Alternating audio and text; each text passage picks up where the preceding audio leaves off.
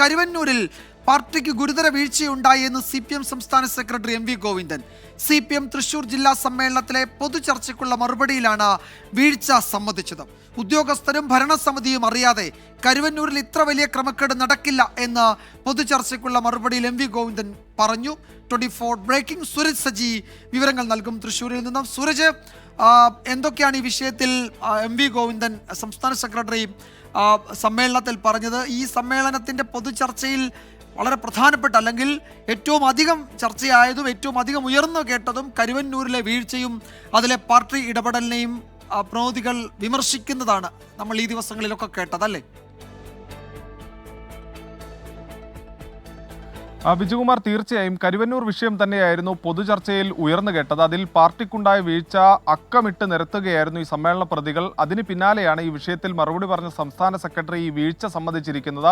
ഉദ്യോഗസ്ഥരും ഭരണസമിതിയും അറിയാതെ കരുവന്നൂരിൽ വീഴ്ച സംഭവിക്കില്ല, അല്ലെങ്കിൽ ഇത്തരത്തിലൊരു വലിയ ക്രമക്കേട് നടക്കില്ല എന്നുള്ളതാണ് CPM സംസ്ഥാന സെക്രട്ടറി തന്നെ സമ്മതിക്കുന്നത്. അതോടൊപ്പം തന്നെ കരുവന്നൂരിലുണ്ടായ വീഴ്ച അത് ഗുരുതരമാണ്.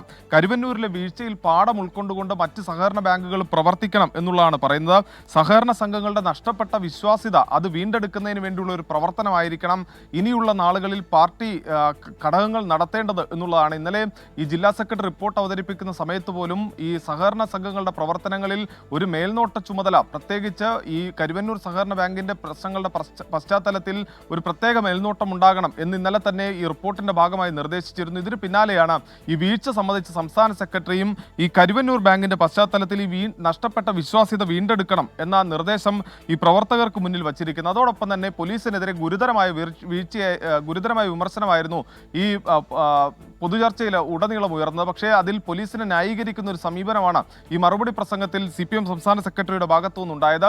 പോലീസ് അവരുടെ പണിയെടുക്കുന്നു, ആ പണിയെടുക്കട്ടെ, മാധ്യമങ്ങൾ നടത്തുന്ന പ്രചാരണത്തിനൊപ്പം പോകരുത് എന്നുള്ളതാണ് ഇത് സംബന്ധിച്ച മറുപടി പ്രസംഗത്തിൽ CPM സംസ്ഥാന സെക്രട്ടറി പറഞ്ഞത്. അതോടൊപ്പം തന്നെ ഒരു സുപ്രധാന കാര്യം ഉള്ളത് ഈ വിഭാഗീയത സംബന്ധിച്ചാണ്. തൃശ്ശൂരിലും ശക്തമായ വിഭാഗീയത ഉണ്ട് എന്നുള്ളതാണ് മറുപടി പ്രസംഗത്തിൽ MV ഗോവിന്ദൻ ചൂണ്ടിക്കാണിച്ചത്. അത് പുഴയ്ക്കൽ, ചാലക്കുടി, കുന്നംകുളം തുടങ്ങിയ ഏരിയ കമ്മിറ്റികളിൽ കടുത്ത വിഭാഗീയതയുണ്ട്. സമ്മേളനം പോലും സുഗമമായി നടത്താൻ കഴിയാത്ത സാഹചര്യമായിരുന്നു ഈ ഏരിയ കമ്മിറ്റിയിൽ ഉണ്ടായത് എന്നുള്ളതാണ് CPM സംസ്ഥാന സെക്രട്ടറി ചൂണ്ടിക്കാണിച്ചത്. അതോടൊപ്പം തന്നെ ഈ അച്ചടക്ക നടപടി നേരിട്ട DYFI ഭാരവാഹികളുണ്ട്, ജില്ലാ ഭാരവാഹികളുണ്ട്. അത് NV വൈശാഖൻ അടക്കമുള്ളവർ ഈ അച്ചടക്ക നടപടി നേരിട്ട് ഈ പാർട്ടിക്ക് പുറത്തു നിൽക്കുന്ന ഒരു സാഹചര്യമുണ്ട്. ഇത്തരം നേതാക്കളെല്ലാം മടക്കി കൊണ്ടുവന്ന് സംഘടനയെ ശക്തിപ്പെടുത്തണം എന്നുകൂടി പറയുന്നു. അതോടൊപ്പം തന്നെ ഈ വാർത്തകൾ ചോർന്നതിൽ കടുത്ത അതൃപ്തിയാണ് CPM സംസ്ഥാന സെക്രട്ടറി ഇന്ന് പ്രകടിപ്പിച്ചതും ഈ മറുപടി പ്രസംഗത്തിൽ. വിജയകുമാർ, ഉദ്യോഗസ്ഥരും ഭരണസമിതിയും അറിയാതെ കരുവന്നൂരിൽ ഇത്ര വലിയ ക്രമക്കേട് നടക്കില്ല എന്നാണ് പൊതുചർച്ചയ്ക്കുള്ള മറുപടിയിൽ MV ഗോവിന്ദൻ പറഞ്ഞത്. ഇക്കാര്യത്തിൽ മറ്റ് പാർട്ടി ഭരണസമിതി കൈകാര്യം ചെയ്യുന്ന സഹകരണ സ്ഥാപനങ്ങളിൽ ഈ കരുവന്നൂർ ആവർത്തിക്കുന്നില്ല എന്ന് ഉറപ്പുവരുത്താനുള്ള നടപടികൾ വേണം, ഇതൊരു മുന്നറിയിപ്പായി കണക്കാക്കണം എന്നതൊക്കെ MV ഗോവിന്ദൻ ഇന്ന് പൊതുചർച്ചയുടെ മറുപടി പ്രസംഗത്തിൽ പ്രതിനിധികളോട് പറയുകയും ചെയ്തു. സുരേഷ് സജിയാണ് വിവരങ്ങൾ നൽകിയത് തൃശ്ശൂരിൽ നിന്നും.